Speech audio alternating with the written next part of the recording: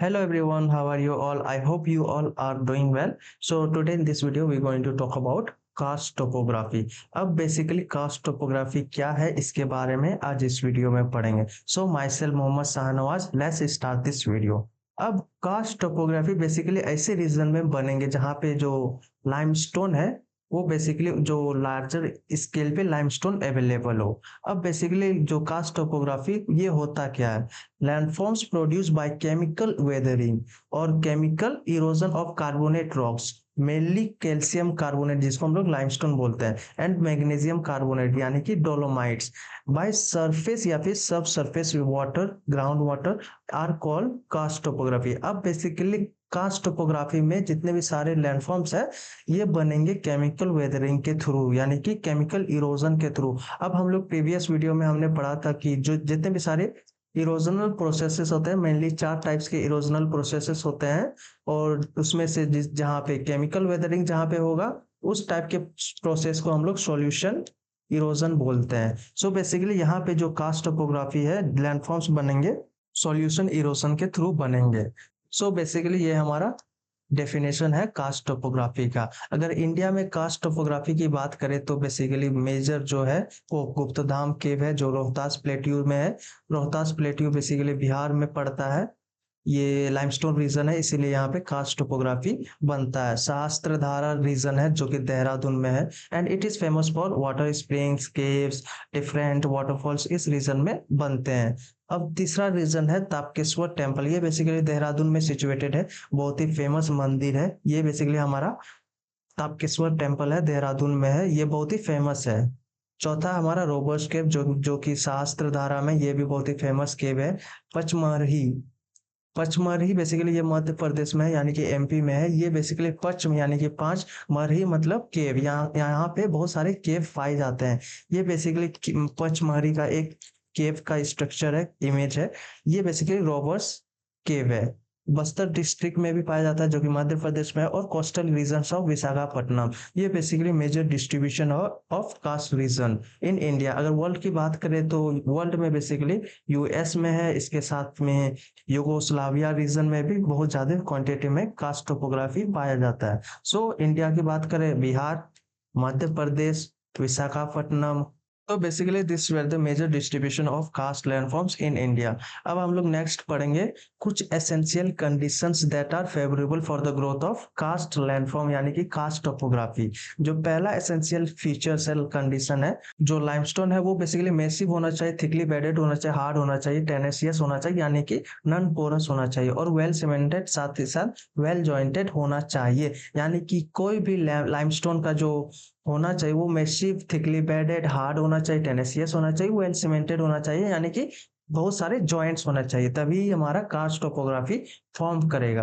अब दूसरा कंडीशन है कि जो लाइमस्टोन है वो पोरस नहीं होना चाहिए, नॉन पोरस होना चाहिए। तीसरा कंडीशन ये है कि जो वाइडली डिस्ट्रीब्यूटेड होना चाहिए, बोथ एरियल और वर्टिकल डायमेंशन में लाइमस्टोन का डिस्ट्रीब्यूशन होना चाहिए। चौथा मेजर क्राइटेरिया है, कंडीशन है कि जो लाइमस्टोन है वो हाईली फोल्डेड होना चाहिए, और साथ ही साथ फ्रैक्चर्ड होना चाहिए, फॉल्टेड होना चाहिए, यानी कि जॉइंट्स होना चाहिए। So basically this way four were the major condition for the development of karst topography. अब हम लोग पढ़ेंगे कुछ इरोजनल लैंडफॉर्म्स के बारे में।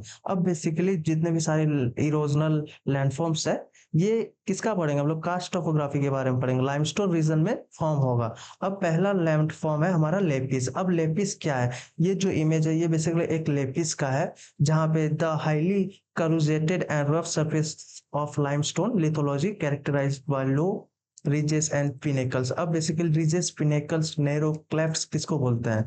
अब बेसिकली यहाँ पे देख सकते हैं ये हाई पॉइंटेड लाइक स्ट्रक्चर, इसको हम लोग बोलते हैं पिनेकल्स। पिनेकल्स, ये जो हमारा बेस हो जाता है इस बेस को हम लोग बोलते हैं क्लेफ्ट्स, इसी को हम लोग क्लैप्स बोलते हैं। अब बेसिकली रीज इसको बोलते हैं, ये डिस्टेंस को रीज बोलते हैं, रीजेस बोलते हैं, बहुत सारे रीजेस रहते हैं एक लेपिस में। So basically this structure is known as lapies. अब यहाँ पे और एक स्ट्रक्चर है, ये बेसिकली एक लाइमस्टोन पेवमेंट का स्ट्रक्चर है। यहाँ पे बेसिकली सभी इवेनली डिस्ट्रीब्यूटेड है, अनइवन डिस्ट्रीब्यूटेड नहीं है। क्या अनइवन डिस्ट्रीब्यूटेड नहीं है? जॉइंट्स। अब बेसिकली जॉइंट्स जो इवेनली डिस्ट्रीब्यूटेड होंगे तो इस टाइप के स्ट्रक्चर को हम लोग बोलते हैं limestone pavement. So basically I hope कि लेपिस और लाइमस्टोन पेवमेंट आपको समझ में आ गया होगा। नेक्स्ट स्ट्रक्चर हम लोग बोलेंगे होल्स के बारे में। होल्स बेसिकली क्या होता है, अब मैं एक डायग्राम बनाता हूँ।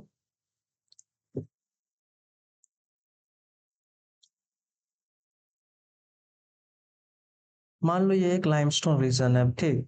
अब लाइमस्टोन रीजन है तो बेसिकली यहाँ पे क्रैक्स भी होंगे। अब चलिए क्रैक्स बनाते हैं। अब मान लो ये हमने बना दिया क्रैक्स, बहुत सारे क्रैक्स होंगे।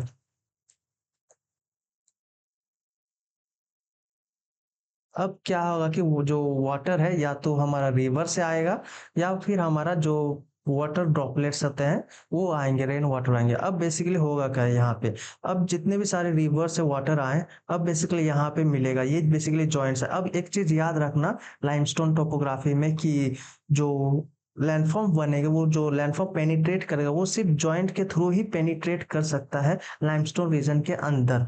यहाँ बेसिकली अगर इस यहाँ पे आएगा वाटर तो बेसिकली इसको जॉइंट्स के थ्रू इंटर करना पड़ेगा। अब होता क्या है, अब बेसिकली यहाँ पे केमिकल इरोजन होता, केमिकल रिएक्शन होता। कैसे होता, जो हमारा कार्बन डाइऑक्साइड है एटमॉस्फेयर में अवेलेबल है, साथ ही साथ H2O यानी कि वाटर का केमिकल रिएक्शन होता है। और इस केमिकल रिएक्शन में क्या होता है कि यहाँ पे जो डिसइंटीग्रेशन करता, जॉइंट्स को बेसिकली डिसइंटीग्रेशन करता, तोड़ता है और तोड़ के बेसिकली एक होल लाइक स्ट्रक्चर बना देता। और इसी होल को हम लोग बोलते हैं सिंक होल।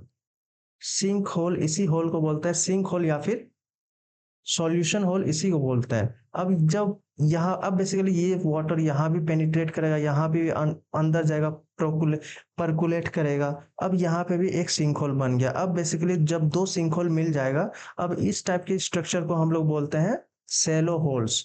इसको हम लोग बोलते हैं सेलो होल्स। अब जब दो सेलो होल्स मिल जाएंगे तो वो दो लाइन्स बनेंगे।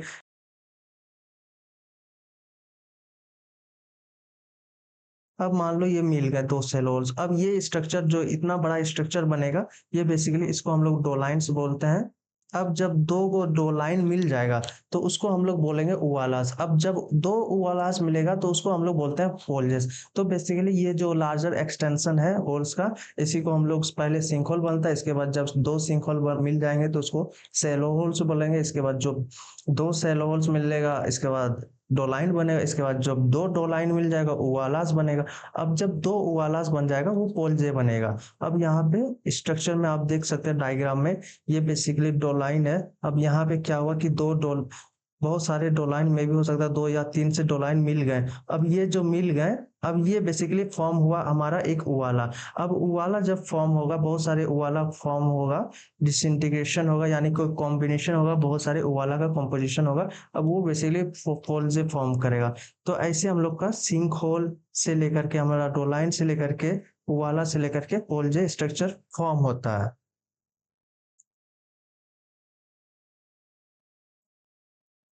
और एक हमारा स्ट्रक्चर है karst lake. Karst lake basically क्या होता है, अब बेसिकली मान लो यहाँ पे एक उवाला है, ठीक। अब उवाला के जो सरफेस में है वो बेसिकली यहाँ पे जो सरफेस में है, यहाँ पे बेसिकली क्ले का डिपोजिशन हो जाएगा। अब हम लोग जानते हैं कि क्ले जो है वो नॉन पोरस है, यानी कि जो वाटर है इनफिल्ट्रेट ग्राउंड में नहीं कर पाएगा, जिसके थ्रू यहाँ पे वाटर लेक बनेगा, यहाँ पे वाटर डिपॉजिट होगा। इसी को हम लोग लेक बोलते हैं, कास्ट लेक। इसी को स्ट्रक्चर को हम लोग कास्ट लेक बोलते हैं। अब यहाँ पे जो प्रॉपर डेफिनेशन है सबका आप पढ़ लेना। अब हम लोग नेक्स्ट टॉपिक में पढ़ते हैं। अब नेक्स्ट टॉपिक हमारा वैली। अब ब्लाइंड वैली होता है और एक होता है कास्ट वैली, दोनों में डिफरेंस क्या है। अब ब्लाइंड वैली क्या होता है, अब बेसिकली जितने भी सारे सरफेस ड्रेनेज है, सरफेस स्ट्रीम है, सरफेस रिवर है, अगर वो डिसअपियर हो जाए एक वक्त पे, तो बेसिकली उस रीजन को, उस वैली को हम लोग उस, या फिर हो सकता है सिंकोल में डिसअपियर हो, या फिर हो सकता है उवालास में डिसअपियर हो, कहीं भी डिसअपियर हो, तो उस टाइप के वैली को हम लोग बोलते हैं ब्लाइंड वैली। अब basically karst valley basically simple सा वैली है, यू शेप्ड वैलीज होता है ऑन लाइमस्टोन फॉर्मेशन। अब कास्ट वैली में बेसिकली प्रेजेंस होता है रिवर, रिवर प्रेजेंस होता है, या फिर ऐसा भी हो सकता है कभी कभी रिवर बहुत ही क्वांटिटी, माइनर क्वांटिटी में है, तो बेसिकली यहाँ पे रिवर फ्लो करेगा। तो ये बेसिकली मान लो कि ये पोलजे में एक रिवर फ्लो कर रहा है, तो इसको हम लोग बोलेंगे कास्ट वैली। आई होप कि आपको डिफरेंस समझ में आ गया होगा karst valley and blind valley में। अब हम लोग नेक्स्ट लैंडफॉर्म्स के बारे में पढ़ेंगे। ये हमारा आता है केव। अब केव कैसे फॉर्म होता है चलिए अब देखते हैं। अब बेसिकली होता क्या है कि यहाँ पे रेन वाटर आया, ठीक, यहाँ केमिकल डिसइंटीग्रेशन किया with the help of H2O and carbon dioxide. अब बेसिकली डिसइंटीग्रेशन किया, परकुलेट किया, यहाँ नीचे आएगा, यहाँ भी आएगा, यहाँ पे भी जॉइंट्स है, यहाँ भी परकुलेट करेगा, यहाँ भी परकुलेट करेगा, यहाँ भी परकुलेट करेगा। अब रीजन है, यहाँ भी परकुलेट करेगा, यहाँ भी सरफेस फ्लो करेगा। अब ये फ्लो करते रहेगा, परकुलेट करते रहेगा जब तक कि इसका सरफेस जो है, ये बेसिकली सरफेस जो है वो नॉन पोरस नहीं हो जाता, नॉन पोरस नहीं होता। तो बेसिकली उस टाइम तक ये परकुलेट करता रहेगा। अब परकुलेट करने से बेसिकली यहाँ पे जो होता है वो डिसइंटीग्रेशन भी होता है। मान लो यहाँ पे बेसिकली यहाँ पे डिसइंटीग्रेशन हो गया, इतना सारा रीजन का डिसइंटीग्रेशन हो गया। अब डिसइंटीग्रेशन होने की वजह से ये जो रीजन है वो बेसिकली वॉइड हो गया, खाली हो गया। अब खाली रीजन, ये इतना सारा खाली रीजन है, कास्ट टोपोग्राफी लाइमस्टोन रॉक में खाली रीजन है। अब इसी खाली रीजन को हम लोग बोलते हैं केव। तो बेसिकली ऐसे ही केव का फॉर्मेशन होता है। तो basically caves are underground chambers, camp chambers ही होता है, and passes that are form by the dissolution of rocks, यानी कि या डिसइंटीग्रेशन या फिर डिसोल्यूशन ऑफ रॉक की वजह से फॉर्म होता है। This can ranges from small cavity, यानी कि इसका एक्सटेंशन है वो स्मॉल से लेकर के लार्ज तक हो सकता है। कॉम्प्लेक्स सिस्टम हो सकता है, कॉम्प्लेक्स सिस्टम ऑफ पासेस हो सकता है दैट स्पॉन मेनी माइल्स, यानी कि बहुत ज्यादा क्वांटिटी एरिया में एक्सटेंड कर सकता है। अब बेसिकली यहाँ पे कास्ट वैली है, ये हमारा कास्ट वैली है जहाँ पे रिवर फ्लो कर रहा है। एक ब्लाइंड वैली है, ये मान लो सिंक होल है, यहाँ पे जो रिवर है वो डिसअपियर हो गया, इसी को हम लोग ब्लाइंड वैली बोलते हैं। और वाला भी है, सिंक होल भी है, बहुत सारे छोटे छोटे सिंक होल हो जाता है, उसको वाला भी होता है। बड़े लार्जर एक्सटेंशन में जब सिंक होल हो जाएगा तो उसको वाला बोलते हैं। अब हम लोग नेक्स्ट टोपोग्राफी पढ़ेंगे डिपोजिशनल लैंडफॉर्म्स के बारे में। अब बेसिकली डिपोजिशनल लैंडफॉर्म्स में क्या है, मेनली तीन टाइप के स्ट्रक्चर बनेंगे इसमें, डिपॉजिट्स के थ्रू स्ट्रक्चर बनेंगे। उस वो है स्टेलेक्टाइट्स, स्टेलेगमाइट्स एंड पिलर्स, जिसको हम लोग कॉलम से भी बोलते हैं। अब बेसिकली जितने भी सारे डिपोजिशनल लैंडफॉर्म्स है उसको हम बोलते हैं speleothems. Speleothems are the deposits in the caverns, यानी या फिर बोल सकते हैं केव, उसको हम लोग बोलते हैं। जितने सारे all types of deposits that happen in cave is known as speleothems. Which calcite से बना होता है, कैल्शियम कार्बोनेट से बना होता है, कॉमन कंस्टिट्यूएंट। सो बेसिकली उसको हम लोग बोलते हैं all the deposits that happen in cave is known as speleothems. अब बेसिकली तीन टाइप के डिपोजिशनल लैंडफॉर्म्स बनते हैं। स्टेलेक्टाइट्स, अब स्टेलेक्टाइट्स क्या होता है, this are form due to deposition of calcareous solutes, यानी कि calcium carbonates which are carried by water dripping, यानी कि सरफेस से हमारा जो वाटर है ड्रिप करेगा। अब मान लो ये हमारा सरफेस हो जाता है एक,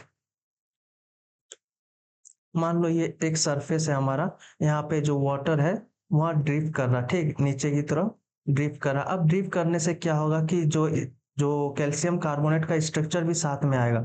अब बेसिकली यहाँ पे क्या होगा कि जो कैल्शियम कार्बोनेट का जो स्ट्रक्चर है, पानी जो है वो इवोपोरेट कर जाएगा, जो वाटर इज इवोपोरेटेड एंड सॉल्यूट्स, जो कि हमारा कैल्शियम कार्बोनेट है वो डिपॉजिट हो जाएगा नीडल लाइक फॉर्म में, नीडल लाइक स्ट्रक्चर में। आप देख सकते हैं यहाँ पे डिपॉजिट हो गया नीडल लाइक स्ट्रक्चर में, यहाँ भी डिपॉजिट हो गया नीडल लाइक स्ट्रक्चर में। इसी स्ट्रक्चर को हम लोग बोलते हैं स्टेलेक्टाइट्स। अब सेम ऐसे बेसिकली कुछ ऐसे कैल्शियम कार्बोनेट्स भी होंगे जो कि हमारा सरफेस के ऊपर गिर गया जाएगा। तो मान लो कि यहाँ पे सरफेस के ऊपर ये हमारा स्टेलेक्टाइट्स है, यहाँ पे स्टेलेक्टाइट्स है, कोनल स्ट्रक्चर में होता है। ये मान लो यहाँ पे डिपॉजिट हो गया, कुछ जो कैल्शियम कार्बोनेट का कुछ सेडिमेंट्स है वो डिपॉजिट हो गए। अब यहाँ पे भी डिपॉजिट होंगे, यहाँ पे भी कुछ ऐसे स्ट्रक्चर फॉर्म करेगा। इस टाइप के स्ट्रक्चर को हम लोग बोलते हैं स्टेलेगमाइट्स। आई होप कि आपको डिफरेंस समझ में आ गया कि जो स्टेलेक्टाइट्स है वो रूफ में बनता, केव के, ये बेसिकली केव में बनता, ठीक, अंडरग्राउंड स्ट्रक्चर है, डिपोजिशनल स्ट्रक्चर है। सो स्टेलेक्टाइट्स जो कि केव के रूफ में बना, और जो फ्लोर में बनता है उसको हम लोग बोलते हैं स्टेलेगमाइट्स। अब और एक होता है पिलर्स। अब जब दो या फिर एक स्टेलेक्टाइट्स और एक स्टेलेगमाइट्स मिलता है तो एक पिलर लाइक स्ट्रक्चर बनता है, इसी को हम लोग बोलते हैं पिलर्स। या फिर इसको कॉलम्स भी बोलते हैं, भी बोलते हैं। So when stalactites and stalagmites mix together, यानी कि आपस में मिलते हैं, then it formed columns and pillars. So basically this were the major depositional landforms. Guys आज इस वीडियो में बस इतना ही था कास्ट टोपोग्राफी के बारे में। ये बहुत ही वास्ट कॉन्सेप्ट है, बेसिकली एक बार में आपको समझ में नहीं आया होगा। मैं रिकमेंड करूंगा कि वीडियो आप दोबारा देखना ताकि आप अच्छे से समझ पाओ।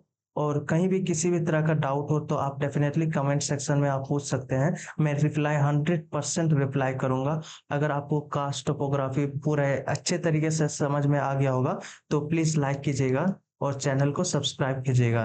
And thanks for watching.